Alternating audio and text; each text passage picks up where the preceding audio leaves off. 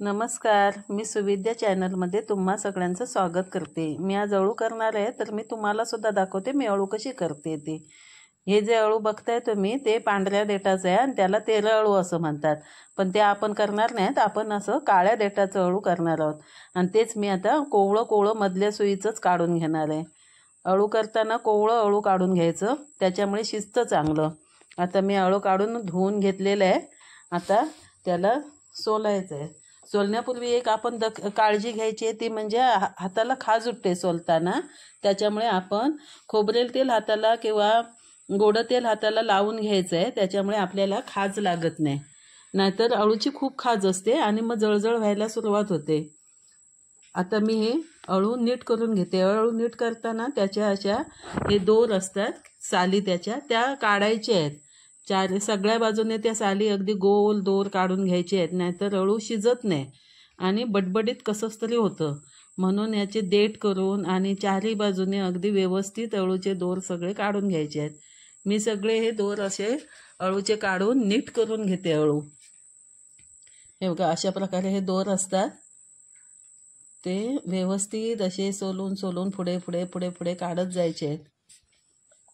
असे काढून घेते मी आणि तुम्हाला पुढची कृती दाखवते।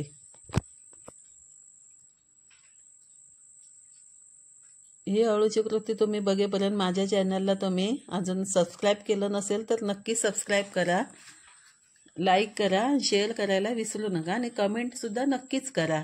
मी सगळं हे अळू आता नीट करून घेतलेलं आहे, धुतलेलं आहे, नीट करून घेतलेलं आहे। आता ही पानं आणि जे आपण देठ जे त्यांचे सोललेले आहेत तुकडे करून ते असं एकत्र असं करून घेऊन घट्ट त्यांचा पिळा करून आपण चिरून घ्यायचं आहे। हे बघा अशा प्रकारे देठ पानं अशी एकत्र करायची आणि हातात घट्ट पकडायची, तरच ते बारीक अळू चिरलं जातं। हे बघा अशा प्रकारे आपण वेळीवर आता बारीक असं चिरून घेऊया।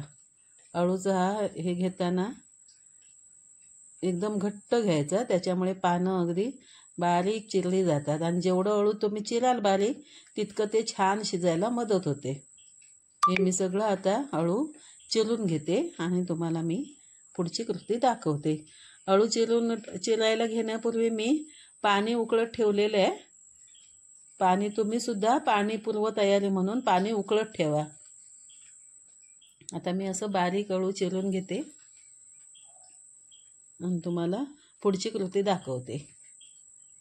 हे अळू खूपच अगदी शरीराला उपयुक्त असं आहे। भरपूर कॅल्शियम लोह ह्याच्यामध्ये असल्यामुळे जरा पचनास जड गेलं तरी ते आपल्याला खूप असं चांगलं आहे, तुम्ही नक्की खा। हे बघा पाणी उकळलेलं होतं, आदन आलेलं, उकळी आलेलं, त्याच्यात मी आता हे चिरलेलं अळू टाकून घेते। सगळं अळू मी असं टाकून घेतलंय। खूप असं बारीक छानपैकी कापलेलं आहे एकसारखं। आता पातेल्यात टाकून घेतलंय। ह्याच्यात कोणत्याही प्रकारचे तुम्ही कडधान्य टाकायची आहेत। मी टाकलेत शेंगदाणे, त्याच्यानंतर मी टाकणार आहे वरणी रात्री भिजत घातले होते। वरणी टाकल्यामुळे एक वेगळीच चव अळूला येते आणि खूप छान लागतं। हे बघा हे वाल आहेत, गोडे वाल, हे कडवे नाही आहेत आणि वरती झाकण ठेवायचं। हे बघा एकदम गंधासारखं बारीक अगदी शिजून झालेलं आहे। आता मी टाकल्यात मक्याच्या मुठी कापून, त्याच्यानंतर टाकल्यात फणसाच्या आटळ्या, ह्यासुद्धा सोलून धुवून घेतलेल्या आहेत आणि बारीक केलेले आहेत। आता चांगलं शिजू द्यायचं। हे बघा सगळं कडधान्य आणि अळू खूप छान प्रकारे शिजलेलं आहे। आता हे शिजल्यानंतरच आपण कोकम टाकायचं, नाहीतर कोणतीही गोष्ट तुम्ही आधी आंबट टाकलात की कडधान्य किंवा इतरही वस्तू शिजत नाही लवकर, म्हणून कोकम टाकली आहेत। आता टाकली आहेत चवीनुसार मिरची, तुम्हाला जसं तिखट हवे तसं तुम्ही टाका आणि त्यात टाकलं आहे खोबरं। ओल्या खोबऱ्याची चव असते ती वेगळीच असते। काही लोक मसाला अळूसुद्धा करतात वाटप काढून, पण आम्हाला असं आवडतं। आता मिरची आणि कोकम आणि खोबरं सगळं एकजीव करून घेऊया लावून आणि पुन्हा शिजत ठेवूया।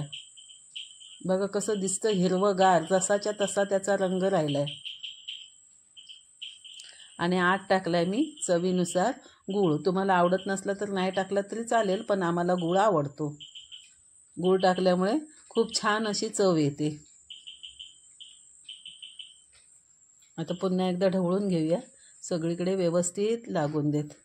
हे बघा, मुठीसुद्धा चांगल्या शिजलेत, कंससुद्धा त्याचा रंग बदलला आहे आणि आपलं कडधान्यसुद्धा आतमधलं शिजवून अळूसुद्धा शिजलं आहे. सगळ्या गोष्टी छान प्रकारे शिजल्या. आता खाली ओतून घेतले. आता आपण करायची आहे फोडणी. फोडणीला बऱ्यापैकी तेल घालायचं आहे. मी 3 पळ्या तेल घातल्यात.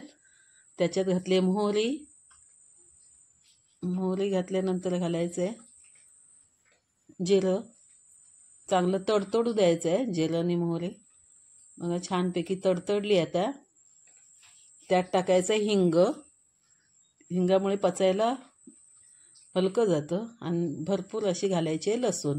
लसणीचा सुवास अगदी छान येतो. आता ही लसूण अगदी तांबूस झाली आहे. त्यात टाकली आहे थोडीशी हळद आणि मग ओतायचं आहे हे आपलं अळू. बघा, मस्तपैकी झालं. एकदम चवीला तर उत्तमच आणि सुगंध इतका भारी येतोय की बस. जर तुम्ही असं करत असाल तर नक्की न खाणारी माणसंसुद्धा तुमच्या घरातली अळू आवडीने खातील. आणि आता हे जरा पातळ होऊ नये म्हणून थोडंसं अगदी तांदळाचं पीठ लावायचं. त्याच्यामुळे त्याला चांगलं स्ट्रक्चर येतं. पातळ पाणी एका बाजूला आणि अळू एका बाजूला होत नाही, मिळून येतं.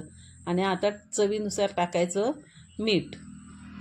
आपलं सुंदर असं अळू तयार झालेलं आहे. नक्की करा, खाऊन बघा आणि मला कमेंट करायला विसरू नका. हे बघा, अशा प्रकारचं आपलं अळू तयार झालेलं आहे. हे तुम्ही भाकरीबरोबर, भाताबरोबर खूपच छान लागतं आणि खूप पौष्टिक असं अळू असतं. कॅल्शियम युक्त आणि व्हिटॅमिन्स युक्त. धन्यवाद.